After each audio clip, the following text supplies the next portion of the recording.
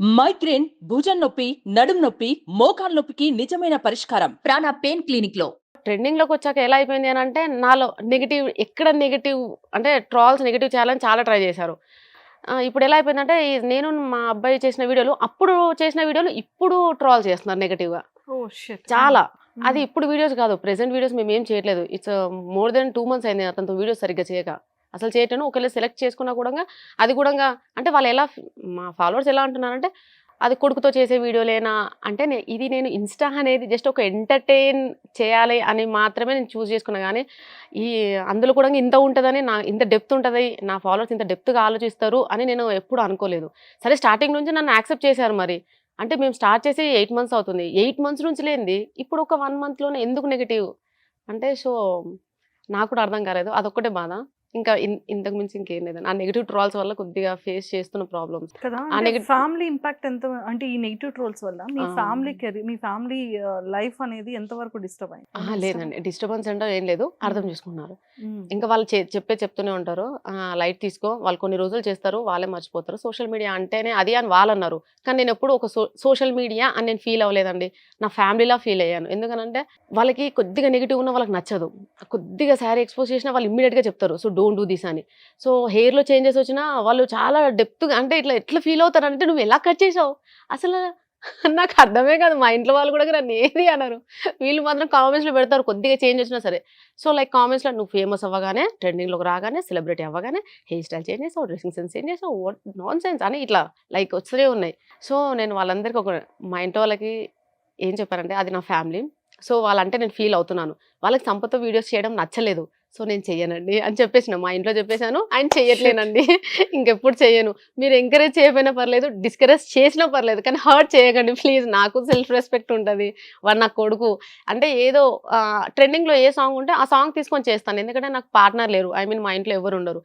ఉన్నారు. అందరికీ కెమెరాని ఫేస్ చేయలేరు. వర్క్స్. వాడొక్కడికి ఇంట్రెస్ట్ ఉంది రీల్స్ చేయాలని. అయితే ఈ సాంగ్ చేద్దామా పిన్ని అని జస్ట్ అప్పటికప్పుడు అనుకుంటాడు. వాడికి అంత నాలెడ్జ్ లేదులెండి. అంటే ఈ సాంగ్ చేస్తే డబుల్ మీనింగ్ తీస్తారు అనంత నాలెడ్జ్ వాడికి లేదు. ఇది చేస్తే ఏమవుతుందిలే అని నేను నెగ్లెక్ట్ చేశాను. అలా అయిపోయింది తప్ప అందులో పెద్దగా ఏమీ లేదండి. మీరంత డెప్త్‌గా తీసుకొని దాని మీద ట్రోల్స్ పద్దాక చేయకండి please. Please it's a request అంతే. సో మొత్తానికైతే ఈ కేవలం ఈ కమెంట్స్ వల్ల అబ్బాయితో చేయడం, కొడుకుతో చేయడం మానేశారు. మానేశారండి. వాళ్ళకి నచ్చంది నేనేది చెయ్యను. అయ్యో! ఎందుకనంటే ఇదంతా వాళ్ళ వల్లే. మీరేమననండి. ఎందుకంటే బయట ఆల్రెడీ నేను ఒక వర్కింగ్ వుమెన్. టీచింగ్ ఫీల్డ్ అండి. చెప్తే నమ్మరు. మార్నింగ్ 8:30కి మేము స్కూల్‌కెళ్తే ఈవినింగ్ 5:00 రావాలి. మళ్ళీ ఇంట్లో పని చేసుకోవాలి. అంతా చేసుకోవాలి. అంతా చేసుకుంటే మాకిచ్చే సాలరీ 15,000 అండి. నేను బీఈడీ చేశాను. బీఈడీ చేసి 15,000 సాలరీ కోసం 1 మంత్ అంతా కష్టపడాలి. అందులో నాకు సర్వికల్ స్పాండిలైటిస్ వచ్చింది. స్కూల్‌లో అన్ని ఇయర్స్ చేయడం వల్ల. కంటిన్యూస్‌గా ఒక 7 ఇయర్స్ చేసి ఉంటా నేను. దానివల్ల సర్వికల్ స్పాండిలైటిస్. నేను బైక్ డ్రైవ్ కూడా చేయకూడదు. ఇంత స్ట్రగుల్ ఉంటది. ఎన్ని అవర్స్ 7 హవర్స్ కంటిన్యూస్‌గా అంటే ఆ మధ్యలో ఒక 5 అవర్స్ అన్నా స్టాండింగ్ పొజిషన్‌లోనే ఉండాలి. కరెక్షన్స్ చాలా ఇబ్బంది. అలాంటిది ఇంట్లో కూర్చొని నార్మల్ రీల్స్ చేస్తూ నన్ను వీళ్ళ సపోర్ట్ వల్లే నాకు ప్రమోషన్స్ రావడం, ఫోక్ సాంగ్స్‌లో ఆపర్చునిటీస్ రావడం, మళ్ళీ ఇలా టీవీ ఛానల్స్‌లో నుంచి ఇంకా వేరే ఆఫర్స్ కూడా వచ్చాయండి. లైక్ సీరియల్స్ వాళ్ళు కూడా కొంతమంది అడిగారు. అలాంటి ఆఫర్స్ అన్ని రావడం ఇదంతా ఎవరి వల్ల? ఇన్‌స్టా అండ్ మా ఫ్యామిలీ వల్లనే. వాళ్ళకి నచ్చంది నేను చేయదలుచుకోలేను. అంతే అండి. అంతకు మించి ఏమీ లేదు. సూపర్. సో మొత్తానికైతే ట్రోలర్స్ అందరూ కూడా మీ ఫ్యామిలీయే. నా ఫ్యామిలీ మీమర్స్ అండి. అందరూ ఫ్యామిలీయే. ఫ్యామిలీ అండి. వాహ్! వాళ్ళెంత ట్రోల్ చేసినా నిజంగా ఈ సరే రోజు నుంచి ట్రోల్ మానేస్తారండి. ట్రోల్ చేసినా సరే నేను పాజిటివ్‌గానే తీసుకుంటాను. ఏం కాదండి. అంతే. అంతే. మా సో ఫ్యామిలీలో కూడా నాకు ఏ ప్రాబ్లమ్ లేదు. ఏ అబ్జెక్షన్ లేదు. అందరికి అంటే బేసిక్‌గా చెప్పేసా. ఫ్యామిలీ సపోర్ట్ అంతా బానే ఉంటుంది. హ్మ్. బట్ అక్క వాళ్ళు సిస్టర్స్ ఉన్నారన్నారు. అవునండి. వాళ్ళ ఇద్దరు హస్బెండ్స్ సిస్టర్స్. ఉంటారు. సో అవునండి. వాళ్ళు అంటే సిస్టర్స్ అంటే ఓకే. వాళ్ళు ఫ్యామిలీ మదర్, ఫాదర్ అంతా. అత్తయ్య, మామయ్య గాని, అక్క వాళ్ళ హస్బెండ్స్ కానీ వాళ్ళెలా తీసుకుంటున్నారు? మా అక్క వాళ్ళ హస్బెండ్, పెద్దక్క వాళ్ళ హస్బెండ్ డాక్టర్ మురళి. చిన్నక్క వాళ్ళ హస్బెండ్ కానిస్టేబుల్ శ్రీనివాస్.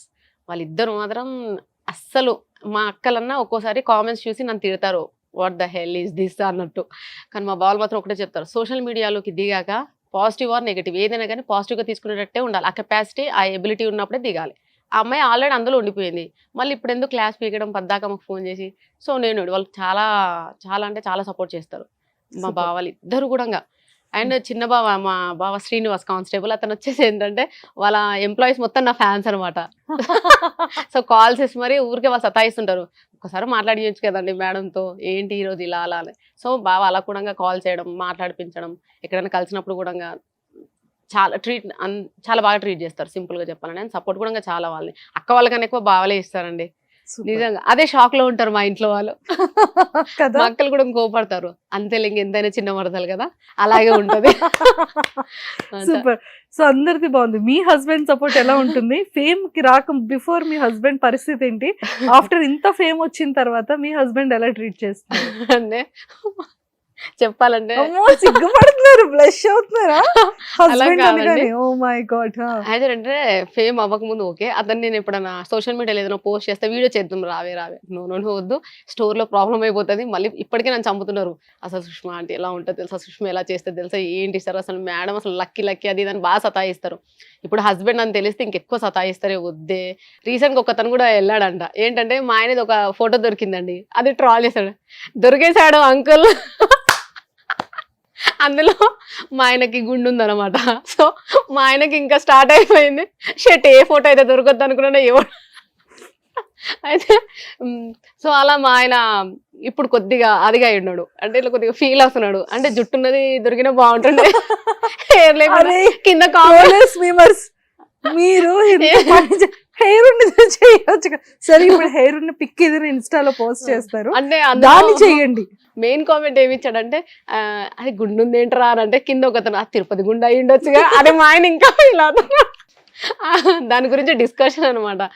బట్ మా హస్బెండ్ అంతకుముందు ఏంటారంటే టైం పాస్ చేస్తున్నావు, సో అవసరమా వెళ్ళి అంటే ప్రమోషన్స్ రాకముందు ఒక మాట అయితే అన్నాడండి, ఎందుకు అబద్ధం చెప్పాలి, ఏమన్నా అంటే అది కూడా ఆయన నుంచి అనలేదు, ఎందుకంటే ఆయన ఎప్పుడైనా నాకు ఫ్రీడమ్ ఇస్తాడు, నీకు నచ్చినట్టు ఉండమ్మా, నీ ఇష్టం, దిస్ ఈజ్ యువర్ లైఫ్, నేను ఏది ఎక్కడ ఇబ్బంది పెట్టాడు, ఏది అడగడు, ఏది ప్రెషర్ చేయడు, నీకు నచ్చినట్టు ఉండు అంతే. కానీ ఆయన ఇచ్చినాడు కదా, నేను ఎప్పుడు నా లిమిట్స్ క్రాస్ చేయలేదు, ఆ ఫ్రీడమ్ని కూడా మిస్యూజ్ చేసుకోలేదు. అయితే అప్పుడు ఒకటే మాట ఏమన్నాడు అంటే అత్తయ్య వాళ్ళు కానీ మా వదినే ఉంటారు కదా, మా దాంట్లో ఎవరు అంత ఎడ్యుకేటెడ్ లేడు, అయితే నేను ఒక్కదాన్ని కొంచెం ఎడ్యుకేటెడ్ అమ్మ.